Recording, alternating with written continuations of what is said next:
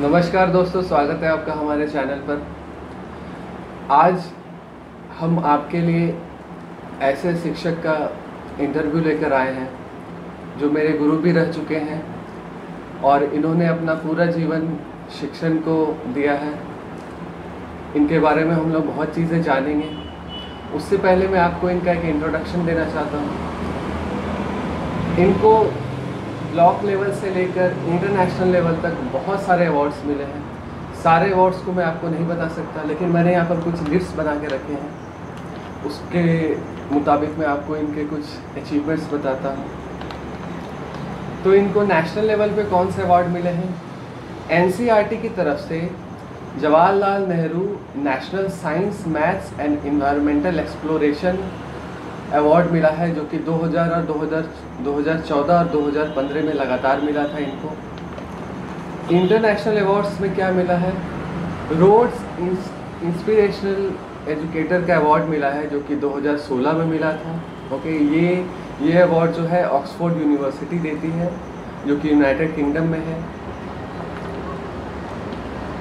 Sir resource person भी रह चुके हैं। मींस ये सिर्फ स्टूडेंट्स को नहीं पढ़ाते हैं, ये टीचर्स को भी ट्रेन करते हैं ताकि वो स्टूडेंट्स को पढ़ा सकें।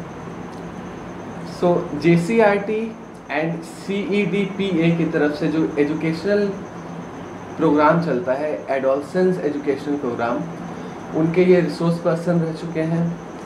एकेडमिक काउंसलर है इग्नू रांची के। स्टेट रिसोर्स पर्सन है for organising nature study camps. तो बहुत सारे इनके अचीवमेंट्स हैं और आज हम लोग इनसे कुछ बातें करेंगे, इनके एक्सपीरियंसेस के बारे में जानेंगे। इनका क्या क्या लाइफ में एक्सपीरियंसेस रहा है, टीचिंग का, स्टूडेंट से कैसे इंटरेक्शन रहा है।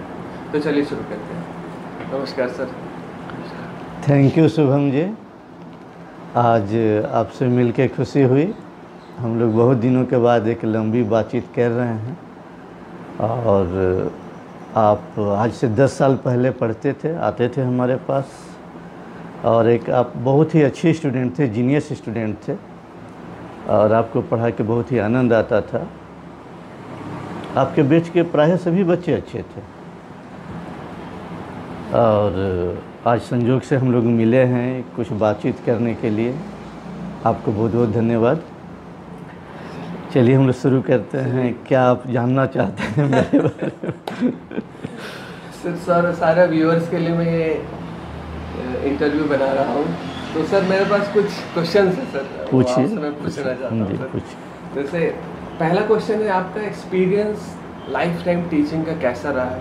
हालांकि ये क्वेश्चन तो कॉम्पैक्ट करना बहुत मुश्किल है, लेकिन आप सर कुछ बताइए, आपका लाइफ टाइम टीचिंग एक्सपीरियंस कैसा रहा? ये पढ़ाते पढ़ाते लगभग हमारा ये 30 वर्ष हो गया। 30 वर्षों से पढ़ा रहे हैं और टीचर बनना भी एक एक्सीडेंट था। हालांकि पढ़ाने में हमको आनंद बहुत आता था, लेकिन अचानक टीचर बन जाएंगे ये सोच नहीं पाए थे। कुछ घटना शेयर करेंगे जो बहुत इंटीमेट है। हमारे पिताजी नहीं थे, जो चचा के यहाँ मेरा लालन पालन हुआ, चचा के यहाँ पढ़ते थे। एक दिन चचा जी घर से निकाल दिए हमको। जब हम ग्रेजुएट थे उस समय चचा जी हमको घर से बाहर कर दिए। बोले निकम्मा निखट्टू केवल खाता है और सोता है। जाओ घर से बाहर निकलो। हम घर से निकल गए, अपना सर्टिफिकेट सब लेके, सोचा कि चलो किसी स्कूल में पढ़ाया जाए।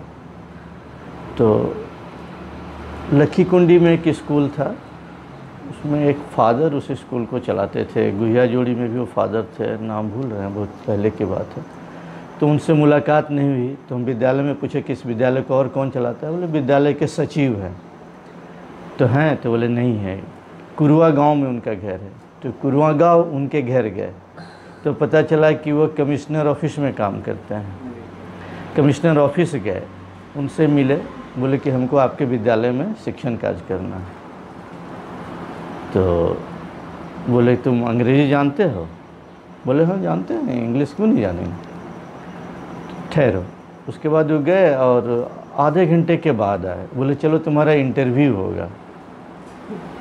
तो हम बोले चलो, क्योंकि उस समय हम घर से निकाले हुए लोग थे इसीलिए भय किसी बात का नहीं था, हमको बस नौकरी चाहिए थी। गए तो उस समय दुमका के कमिश्नर थे श्री बैक जूलियस जी, उनसे मेरा इंट्रोडक्शन हुआ और वो पूछने लगे, बहुत सारा प्रश्न पूछे कि आप क्या पढ़ाइएगा, कैसे पढ़ाइएगा, और हमारा सिलेक्शन हो गया। तो हम सोचे कि उसी विद्यालय में हिंदी मीडियम एक विद्यालय है वहाँ हुआ होगा। बोले नहीं, आपको डॉन बॉस्को स्कूल में पढ़ाना पड़ेगा। तो बोले सैलरी क्या लोगे? हम बोले कि सर 1000 लेंगे पर मंथ तो बोले नहीं, ये तो बहुत ज़्यादा है, आपको हम देंगे 800 पर मंथ। हम बोले डन, ओके। जब विद्यालय गए तो उनके मैडम से, उनकी पत्नी जो थी, उनसे मुलाकात हुई, वही एडमिनिस्ट्रेटर थी। तो वहाँ भी इंटरव्यू हुआ। वो बोले कि आई विल पे 700 ओनली। हमको लगा ये तो बड़ी गड़बड़ बात है यार, 800 में बात करके आए हैं और ये तुरंत। हाँ, फिर सोचे चलो औरत का ये नेचर होता है बार्गेनिंग कर तो हम बोले ओके मैडम, आई एग्री। उसके बाद ज्वाइन कर लिया डॉन बॉस्को में।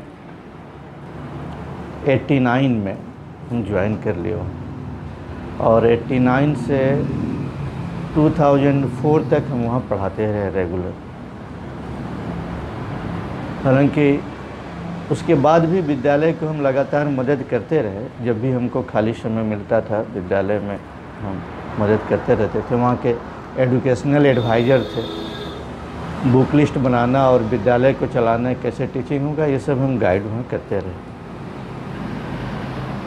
तो वहाँ से जब एक बार टीचर बने तो आज तक फिर कभी इतना समय गुजर गया, ये पता ही नहीं चला कि 30 साल कैसे गुजर गया।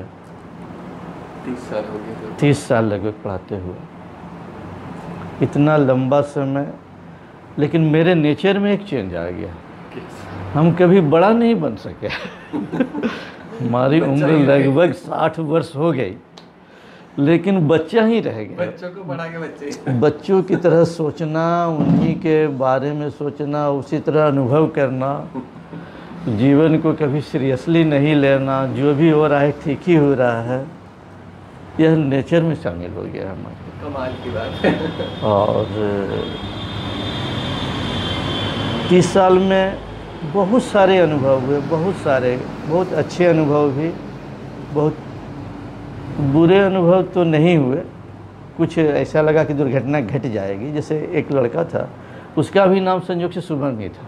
शुभम था, मेरा भी नाम शुभम।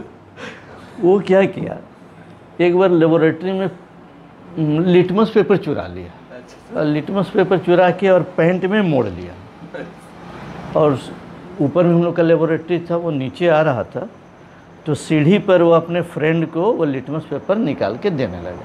उस समय रोज मेरी मैडम प्रिंसिपल थी, वो देख ली, दोनों को पकड़ी और लेबोरेटरी में लेके आई। बोली सर ये क्या है? बोले मैडम तो लिटमस पेपर है। तो बच्चे कैसे चोरी करके लेके चले जाते हैं, मतलब उनको पूरा डांट पिलाई लेकिन हम सीरियसली नहीं लिया, क्योंकि बच्चे लेबोरेटरी में जाते हैं तो कुछ न कुछ चोरी करते ही हैं। वो मतलब फ़िल्टर पेपर लें, लिटमस पेपर लें, पीएच पेपर लें, टेस्ट ट्यूब लें, वॉच ग्लास लें, कुछ न कुछ बच्चे चोरी करते ही हैं, उनके नेचर में है। तो हम भी क्लास 12 में वो होता है ना सोडियम का गोली, वो चुरा ली। सोडियम हाइड्रोक्साइड होगा, सोडियम हाइड्रोक्साइड। तो हम केवल यही बोले कि शुभम जी आप ये क्या कर लिए बेटा? बोले आपके चलते हमको डांट लग गई, आप हमसे मांगते तो हम आपको 1 पैकेट लिटमस दे देते। इतनी ही बात बोले शुभम को, और कुछ नहीं बोले। पता नहीं उसको क्या सेंटीमेंट को हुआ, वो विद्यालय से निकला और बच्चे बता रहे थे कि रास्ते में 2-3 बार साइकिल को पटका, फिर वो रास्ते में हॉस्पिटल पड़ता है, वहाँ पर वह कौन सी जहर की गोली खरीद लिया और घर जाके सुसाइडल नोट लिखा कि K N Singh has humiliated me so I am committing suicide, और जहर की गोली खा गया। तो रात में करीब 8 बजे उसके पिताजी फ़ोन किए, बोले कि सर आपने मेरे बच्चे को क्या किया कि देखिए वो जहर खा लिया। तो अचानक हम भी शॉक हो गए। हम क्या बोलते हैं? हम बोले कि देखिए आपका बच्चा जहर खा लिया, लेकिन हम आपके बच्चे को कुछ बोले नहीं थे, और यदि आपका बच्चा जहर खा लिया तो अच्छा ही हुआ कि वो अभी मर रहा है। जिसको हम कुछ नहीं बोले, डांटे भी नहीं, उसको बेटा बोल के हम बोले, और जब इस छोटी सी बात के लिए वो जहर खा सकता है तो अभी मर गया तो अच्छा हुआ, नहीं तो फिर वो मेडिकल या इंजीनियरिंग कॉलेज में जाता, उसका रैगिंग होता या कोई कष्ट की बात उसकी ज़िंदगी में होती तो जहर खा के वो मरता ही, या छत से कूद के सुसाइड कर लेता। तो आपका पैसा बच गया और कष्ट आपको पहले ही हो गया, अच्छी बात हो। उसके पिताजी भी बहुत मतलब आश्चर्यचकित हुए कि हमारा बच्चा जहर खाया है और ये बोल रहे हैं, अच्छी बात। फिर करीब 2:30-3 बजे फ़ोन आया कि नहीं सर, हमारा बच्चा, हम लोग हॉस्पिटल ले गए थे, बच गया। तो खुशी की बात। फिर हम बोले कि अच्छा, आपके भाग में अभी बच्चे का सुख लिखा हुआ था इसीलिए बच गया। तो ऐसी घटनाएं बहुत घटी ज़िंदगी में, ऐसी एक नहीं बहुत सारे उदाहरण हैं। यदि उस बच्चे को कुछ हो जाता तो शायद हम ज़िंदगी भर जेल में ही रहते। बच्चे ने जैसा सुसाइडल नोट्स लिखा था, लेकिन मेरी किस्मत में बचना लिखा था, ईश्वर ने साथ दिया। ऐसी बहुत सारी घटनाएं हैं और बहुत खट्टी मीठी यादें हैं। और सबसे अच्छी बात रही है हमारी ज़िंदगी में कि सभी बच्चों को हम अपने बच्चे की तरह ही माने हैं, और बच्चे जो भी विद्यालय से पास करके चले गए हैं, अभी तक हमारा सबसे वैसा ही मधुर संबंध है, और हमारे सुख दुख में सभी बच्चे खड़े रहते हैं। और एक हाल ही में एक घटना घटी थी, हमारे थायराइड ग्लैंड में कुछ स्वेलिंग हो गया था। तो यहाँ डॉक्टरों ने बता दिया कि आपको ये कैंसर हो गया है।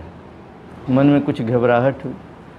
तो एक बच्चा हमारा स्टूडेंट है, डॉक्टर है, डॉक्टर प्रसून विभाकर, उसको हम फ़ोन किया, प्रसून ऐसी ऐसी बात है। बोला सर चले आइए पटना। वहाँ पटना गए तो पटना में डॉक्टर बताए कि हाँ आपको कैंसर है, 40% चांसेस है और टेस्ट करना पड़ेगा। फिर वहाँ से हम टाटा मेडिकल सेंटर कलकत्ता गए। वहाँ डॉक्टर बोला कि ये कैंसर है और आपको पूरा थायराइड ग्लैंड निकाल देना पड़ेगा, नहीं तो पूरे में फैल जाएगा और आपकी आवाज़ चली जाएगी। तो हम सोचे अभी तो टीचिंग प्रोफेशन में है, 1 साल नौकरी भी बची है और जिंदा रहे तो और कुछ दिन पढ़ा पाएंगे, आवाज़ चली जाएगी तब क्या करेंगे। फिर भी वहाँ से हम चले आए घर। तो एक हमारे पेरेंट्स थे हमारे बहुत ही नज़दीकी, उनसे बातचीत हुई तो बोले सर आप इधर उधर मत दिखाइए, आप सीधा कैंसर हॉस्पिटल बॉम्बे चले जाइए। बोले बॉम्बे तो बड़ा मुश्किल बात है सर, बॉम्बे जाना और बड़े शहर में मेरा मन भी थोड़ा घबराता है, और जाएं तो जाएं कहाँ, बॉम्बे किसके पास जाएंगे। लेकिन संयोग से वही पेरेंट्स एक बच्चे का एड्रेस दिए। वो भी मेरा स्टूडेंट था, उसको हम बैच 97 में पढ़ाए थे, 97 में पढ़ाए थे, 98 में वो लोग बोर्ड दे दिया था, 98 में बोर्ड दिया था। उसका नाम था दीपक। हाँ, दीपक बोला सर आप हमारे यहाँ चले आइए। अब विश्वास नहीं कीजिएगा कि रांची से प्लेन का टिकट कटाने से लेके उसका गाड़ी, उसका ड्राइवर बॉम्बे एयरपोर्ट पे खड़ा रहता था, वहाँ से अपने घर ले जाना, अपने घर में रखना, फिर हॉस्पिटल में दिन भर मेरे साथ रहना। आज के तिथि में किसी को उतना समय देना, हमको नहीं लगता है कोई बच्चा अपने माँ बाप को भी बिना इरिटेट हुए उतना समय दे पाएगा। दीपक पूरा मेरा इलाज कराया, टेस्ट हुआ 21 दिन 22 दिन, 2-3 महीने के बाद वहाँ डॉक्टर काफ़ी इन्वेस्टिगेशन के बाद वहाँ भी डॉक्टर आश्चर्यचकित थे। बोले कि आपको जो डिजीज हुआ है ये कैंसर नहीं है। तो बोले क्या है? तो बोले यह इन्फेक्शस डिजीज है और रेयरेस्ट ऑफ द रेयर है, मैंने करोड़ों आदमी में एक आदमी को होता है। आपके थायराइड ग्लैंड में इन्फेक्शन हो गया है।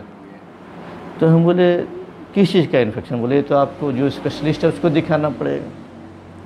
फिर लीलावती हॉस्पिटल है एक बॉम्बे में, वहाँ इसके स्पेशलिस्ट है। लेकिन उस समय कोरोना काफ़ी फैला हुआ था, तो हम बॉम्बे में इलाज नहीं करा पाए, भाग के दुमका चले आए।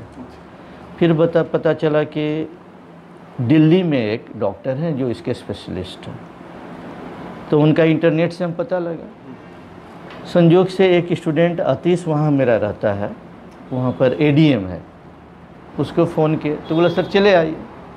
तो वहाँ चले गए, उसके घर में रहे 1 सप्ताह तक। और ऐसा संयोग कि वो जो डॉक्टर जो थी, लेडीज़ डॉक्टर, वह आतिश के फ्रेंड की ही पत्नी थी। घर में ही अपना टेस्ट की, हॉस्पिटल में नहीं जाना पड़ा टेस्ट पर। पता चला कि वॉर्म जो है, पेट में जो कृमि जो होता है ना, वही वहाँ घर बना लिया है।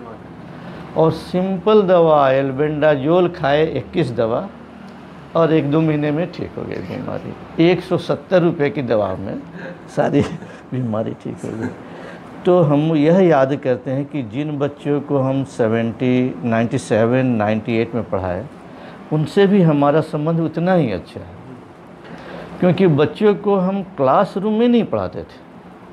सभी बच्चों को प्रत्येक संडे को पिकनिक ले जाना, नदी में नहलाना, पहाड़ पर घुमाना, और वहाँ पर नेचर को समझाना, वहाँ पढ़ाना, पौधों को दिखाना, वहाँ फिजिक्स पढ़ाना, वहाँ केमिस्ट्री पढ़ाना, वाटर का एनालिसिस करना, वाटर में biological oxygen demand, carbon dioxide, dissolve carbon dioxide और डिजॉल्व कितना भी ऑर्गेनिक इनऑर्गेनिक, उसका टेस्ट कराना, सब फील्ड में ही कराते थे। फील्ड वर्क वहाँ पूरा फील्ड वर्क कराते थे, केमिस्ट्री हो, फिजिक्स हो, बायो हो, स्पेशली सारा वहाँ पर कराते थे। इसलिए बच्चों के साथ बड़ा एक रिलेशन बन जाता था। हमारे कुछ बच्चे तो कहते हैं कि सर हम लोग इंजीनियर बन गए हैं, लेकिन हार्ट का डायग्राम अभी तक नहीं भूले हैं। आप 50 बार बनवाते थे हार्ट का डायग्राम। तो इसीलिए बच्चों के साथ बड़ा ही अच्छा संबंध रहा, और अभी भी सभी बच्चों के साथ, अभी तो मीडिया आ गया है, व्हाट्सएप पर, फेसबुक पर सभी बच्चों से जुड़े हुए हैं, सभी बच्चे केयर करते हैं। कुछ बच्चे जो इंग्लैंड में हैं, जर्मनी में हैं, विदेश में, जापान में हैं, बराबर पूछते रहते हैं, उनसे फ़ोन से बातचीत होती रहती है।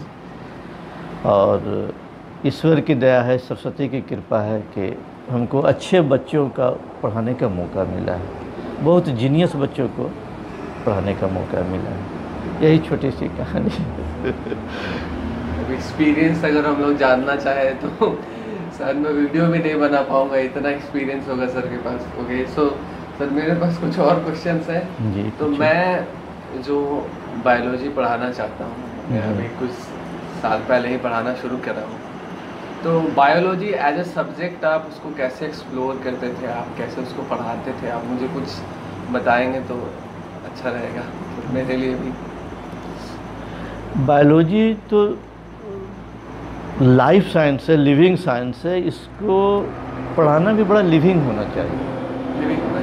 लिविंग होना चाहिए मतलब जैसे आईसीएसई बोर्ड में क्लास 9th में पहले था, अब तो सिलेबस प्रत्येक 3 साल के बाद बदल जाता है। रूट सिस्टम था, सूट सिस्टम था, उसका मॉडिफिकेशन था।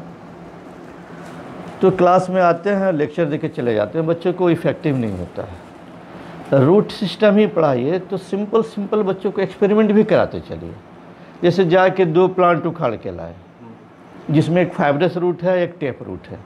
बच्चे जब उसको देख लेंगे और टेप रूट सिस्टम और फाइब्रस रूट सिस्टम को समझ जाएंगे, तो एक परमानेंट इमेज उनके दिमाग में पड़ेगा। और बोर्ड पर ड्राइंग बना देना और लेक्चर देना बच्चों को कभी प्रभावित नहीं कर सकता है, और इन द लॉन्ग रन वो नंबर लाने वाली पढ़ाई होगी। तो हमारा यह सिद्धांत हमेशा रहा है कि बच्चों को नंबर लाने के लिए नहीं पढ़ाएंगे, नंबर तो आएगा ही आएगा, वह उस चीज़ को सीखे। साइंस पढ़े नहीं, साइंस को सीखे।